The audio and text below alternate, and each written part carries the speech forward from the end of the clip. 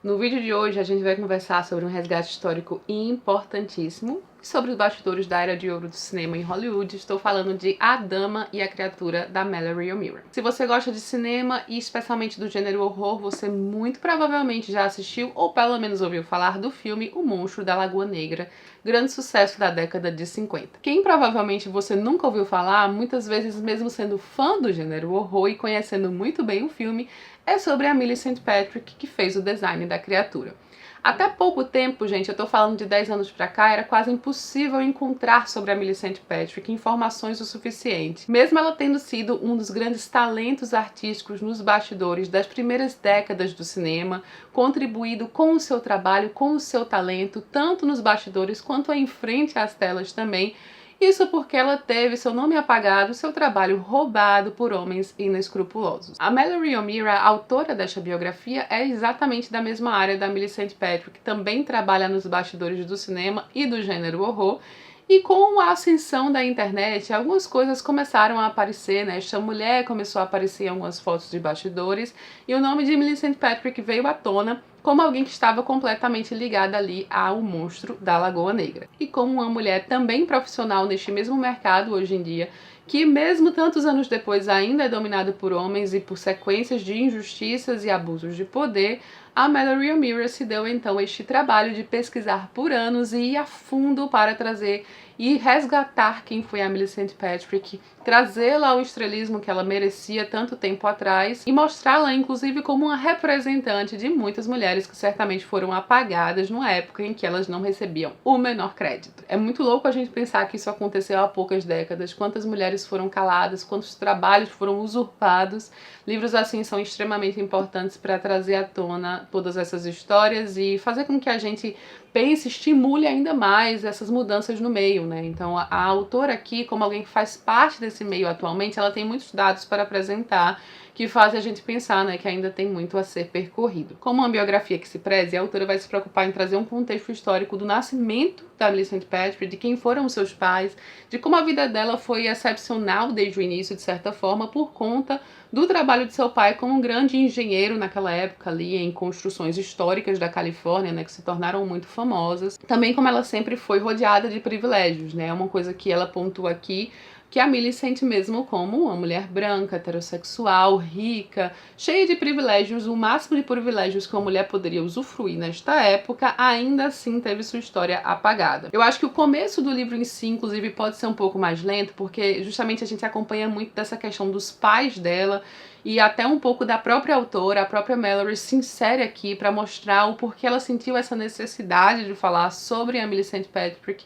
Então, logo nas primeiras páginas aí a gente demora um pouco para entender a importância dessa pessoa quando começa, por exemplo, a falar sobre um dos primeiros trabalhos da Millicent apenas na Disney, como uma das primeiras animadoras mulheres da Disney. O próprio Walt Disney, a gente vê aqui que ele se preocupava muito em tentar capacitar pessoas para trabalhar com ele logo nos primórdios, quando ainda estava longe, né, de ser este nome que é hoje em dia, e ele sequer tinha dinheiro para fazer isso, então ele saía tentando algumas parcerias com escolas que treinavam talentos, né, novos talentos. E aqui eu vou abrir um parêntese que a Mallory O'Meara faz um excelente trabalho ao resgatar outras grandes mulheres profissionalmente falando que tiveram impacto ali através da história da Millicent. Voltando então, em certo ponto, o Disney fez um acordo com uma dessas mulheres na escola em que a Millicent Patrick estudava, e foi aí que ela chegou a ter contato com o Disney e depois ser recrutada para trabalhar também junto com ele. A gente vê, gente, um pouco do trabalho, de como funcionavam as animações naquela época, como as mulheres eram vistas, né? As pessoas não eram creditadas, não apenas mulheres, mas apenas poucos nomes eram creditados no mercado. Se você era mulher, esqueça, né? Muito menos. Mas mesmo naquela época, os créditos dos filmes não eram como hoje, né? Não tinha aquele tanto de nome. Simplesmente as pessoas estavam ali embaixo de uma equipe e apenas os nomes lá em cima eram responsáveis pelo sucesso do filme.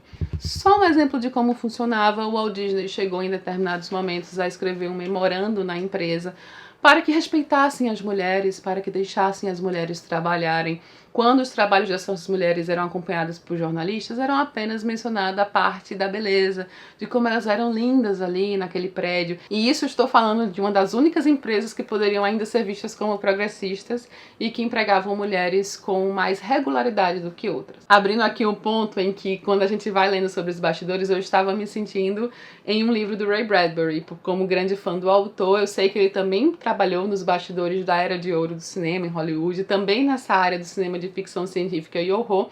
E eu só estava esperando ele ser mencionado, porque ele é obviamente mencionado, ele chegou a trabalhar em projetos similares com a Millicent Patrick em determinados momentos. Então, se você gosta de bastidores do cinema ou tem sequer um leve interesse, já é um grande resgate histórico em vários aspectos, mas obviamente aqui a gente tem esse foco no sexismo, gente. Você pode parar para pensar como alguém pode simplesmente roubar o trabalho de outra pessoa assim, e a resposta obviamente é influência.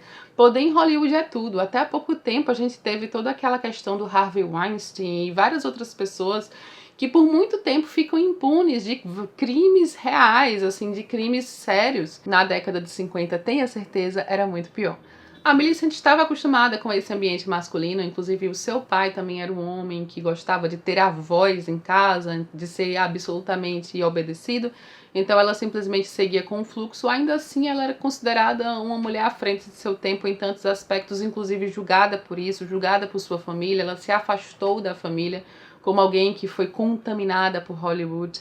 Ela teve, obviamente, seus vários defeitos, mas uma coisa importantíssima de ser pontuada aqui é justamente como os homens não são julgados por defeitos pessoais e por casos amorosos, mas as mulheres sempre são. Então sim, a Millicent Patrick teve uma vida pessoal conturbada, se envolveu em casos extraconjugais com homens casados, alguns escândalos até sérios nos bastidores dessas relações, mas novamente homens não são julgados por isso, nunca foram e ainda não são. E obviamente todo mundo tem defeitos, ninguém é perfeito. Como uma biografia aqui, ela vai desencavar alguns esqueletos no armário da Millicent Patrick também, e mostrar como ela sempre teve muita identidade, como ela era uma mulher extremamente vaidosa, extremamente bela, que não deixava sua feminilidade de lado, mesmo que muitas vezes as mulheres podiam ser julgadas apenas por isso. Ela estava ali naquele ambiente amplamente masculino e ela estava lá porque ela merecia estar lá fazendo o seu trabalho. O próprio estúdio tinha interesse em monetizar em cima da figura da Millicent Patrick como uma mulher artista por trás dos bastidores, criando um monstro, digamos. Mas ela era subordinada a um dos grandes nomes de Hollywood, a uma família extremamente poderosa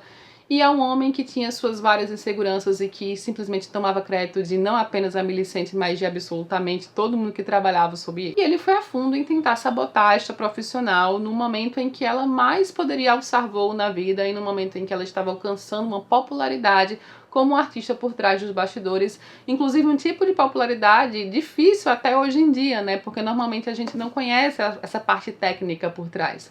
Normalmente a gente conhece mais os artistas principais, diretores, roteiristas, às vezes, no máximo, mas a parte de design de maquiagem e efeitos especiais, os grandes nomes por trás dessas áreas mais técnicas geralmente ficam eclipsados, né, na produção do filme até hoje. E aí você vai descobrir o porquê também era tão difícil encontrar coisas sobre ela, como ela foi uma pessoa que precisou se reinventar em tantos aspectos, como sua vida passou por algumas tragédias. Então foi uma pessoa apagada da história que teve grande importância em seu meio. O que significa tudo isso, o que está na essência desse livro, o tipo de mensagem que o livro passa, é extremamente importante. Hoje em dia se fala muito mais disso, né? Se fala muito mais dessas questões do que nessa época, e por isso livros assim são tão importantes. Conheçam esses tipos de história.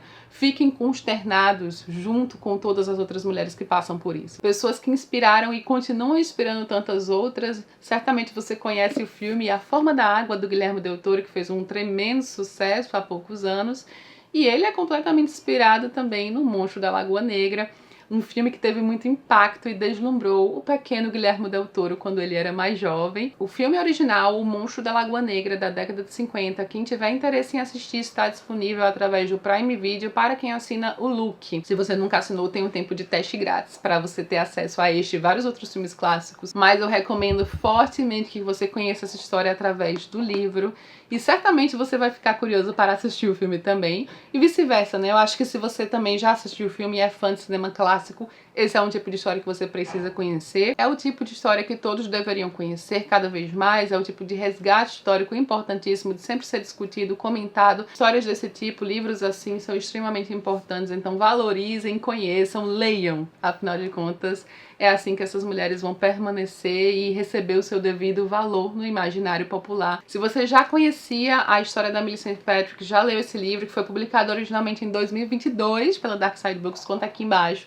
Ou se você já assistiu ao filme, se quer ler, se quer ver, vamos trocar uma ideia aqui embaixo nos comentários. Vou adorar saber o que vocês acharam. O link para a compra do livro também tá aqui embaixo, tá, gente? Caso você tenha interesse, queira adicionar na sua wishlist, vou deixar o link para a compra tanto no site da Dark Side, que vem com brindes extras, mas também na Amazon, caso você prefira, então tá tudo aqui embaixo. Espero que você tenha gostado do vídeo, se esse for o caso, curte aqui embaixo, e se for novo por aqui, seja muito bem-vindo. Beijo enorme a todos e até a próxima!